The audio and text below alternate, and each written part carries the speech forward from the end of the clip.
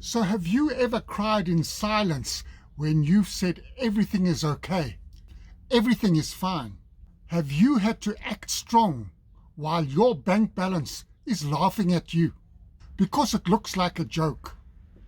Have you ever pretended that you are not drowning in order to keep the peace? You see, I've also been there. I've been broke, busted, and disgusted. I was smiling on the outside, but dying in the inside. Until one day I got mad enough to change. I stopped playing small. I stopped caring what other people thought of me. And I started to build an asset-based recurring income. I started building it brick by brick. You don't need motivation. You just need to make a decision.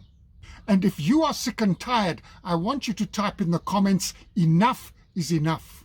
If you are starving for change and you don't care what other people think, you don't care about your comfort zone anymore, just type those words.